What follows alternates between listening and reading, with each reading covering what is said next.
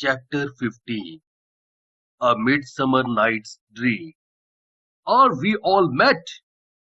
Pat, this is a marvelous convenient place for our rehearsal.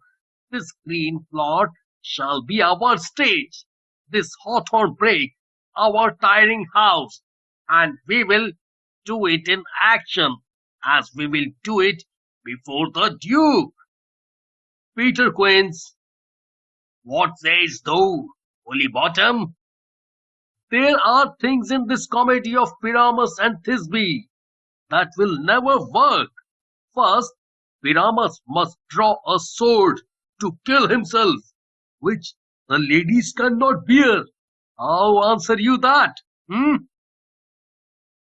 a parlous fear. I believe we must leave the killing out when all is done.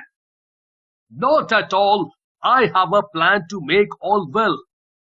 Write me a prologue, and let the prologue seem to say, we will do no harm with our swords, and that Pyramus is not killed indeed. And for a better assurance, tell them that I, Pyramus, I'm not Pyramus, but Bottom the Weaver. This will put them out of fear. Well, we will have such a prologue, and it shall be written in 8 and 6. No, make it 2 more. Let it be written in 8 and 8. Will not the ladies be afeard of the lion? I fear it, I promise you. Masters, you ought to consider with yourselves to bring in God shield us. A lion among ladies is a most dreadful thing, for there is not a more fearful wild fowl than your lion living, and we ought to look to that. Therefore, another prologue must tell he is not a lion. Nay, you must name his name, and half his face must be seen through the lion's neck, and he himself must speak through, saying thus, or to the same defect. Ladies, or fair ladies, I would wish you, or I would request you, or I would entreat you not to fear, not to tremble, my life for yours. If you think I come hither as a lion, it were pity of my life. No, I am no such thing. I am a man, as other men are, and there indeed let him name his name, and them plainly he is Snug the joiner.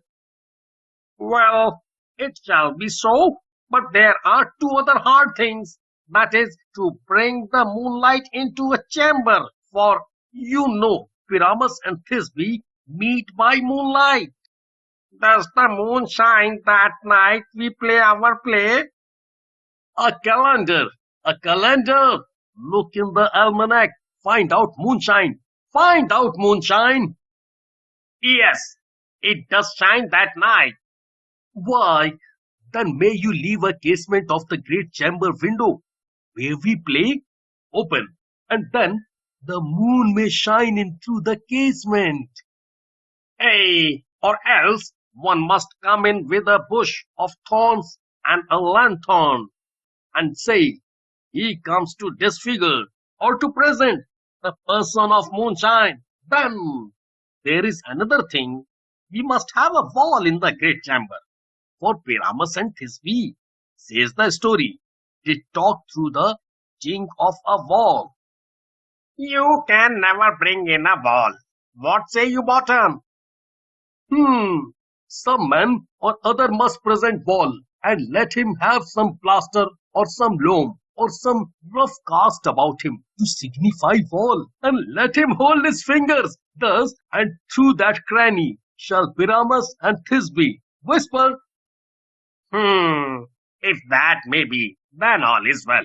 Come, sit down, every mother's son, and rehearse your parts. Pyramus, you begin. When you have spoken your speech, enter into that break, and so everyone according to his cue. What happened, Homespuns? Are we swaggering here, so near the sleeping fairy queen? Speak, Pyramus, Thisbe, stand forth. Thisbe, the flowers of odious savor sweet. Odors, odors. Odors savor sweet. So hath they breathed, my dearest Thisbe dear. But hark a voice, stay thou, but here a while, and by I will to thee return. A stranger Pyramus than ever played here. Must I speak now?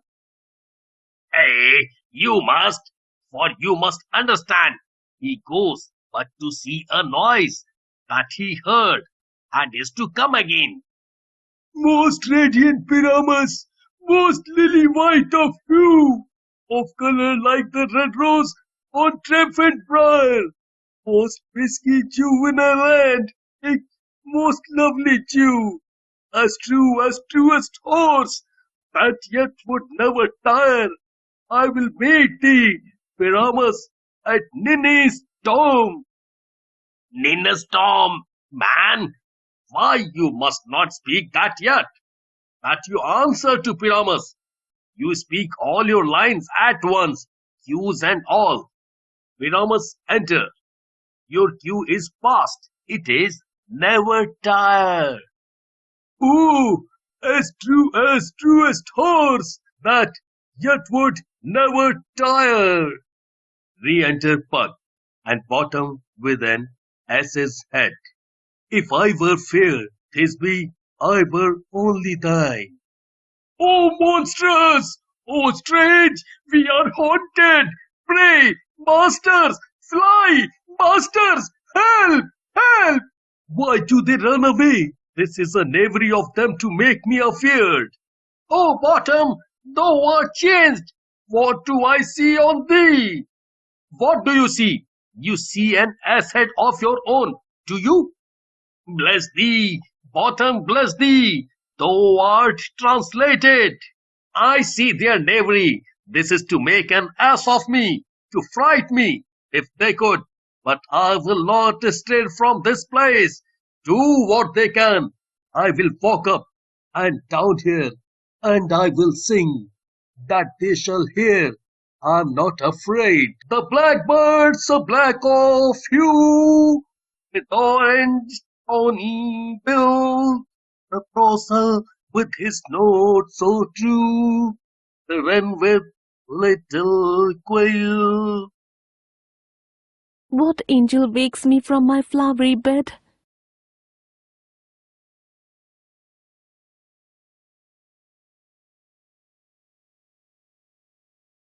Me, mistress, you should have little reason for that, and yet, to say the truth, reason and love hardly keep company together. Nowadays, the more the pity that some honest neighbors will not make them friends. Nay, I can click upon occasion. Thou art as wise as thou art beautiful. Not so, neither, but if I had with enough to get out of this wood, I have enough to serve mine own turn. Out of this wood do not desire to go. Thou shalt remain here, whether thou wilt or no. I am a spirit of no common rate. The summer still doth tend upon my state, and I do love thee. Therefore go with me. I'll give thee fairies to attend on thee, and they shall fetch thee jewels from the deep, and sing while thou on pressed flowers dost sleep. And I will purge thy mortal grossness so, that thou shalt like an airy spirit go, peas blossom, cobweb, moth, and mustard seed. Ready, and I, and I, and I. Where shall we go? Where shall we go? Where shall we go? Where shall we go? Be kind and courteous to this gentleman, hop in his walks and gambol in his eyes. Feed him with apricots and dewberries, with purple grapes, green figs, and mulberries. Nod to him, elves, and do him courtesies. Hail, mortal! Hail! Hail! Hail! I cry your worship's mercy heartily. I beseech your worship's name. Cobweb. I shall desire you of more acquaintance, good Master Cobweb. If I cut my finger, I shall make bold with you. Your name, honest gentleman? Peace Blossom. I pray you, commend me to Mistress Squash, your mother, and to Master Peascod, your father. Good Master Peace Blossom, I shall desire you of more acquaintance too. Your name, I beseech you, sir. Mustard Seed. Good Master Mustard Seed, I know your patience well, that some cowardly, gentle like ox beef had devoured many a gentleman of your house. I promise you, your kindred had made my eyes water here now. I desire your more acquaintance, good Master Mustard Seed. Come, wait upon him, lead him to my bower. The moon, methinks, looks with a watery eye, and when she weeps, weeps every little flower, lamenting something too.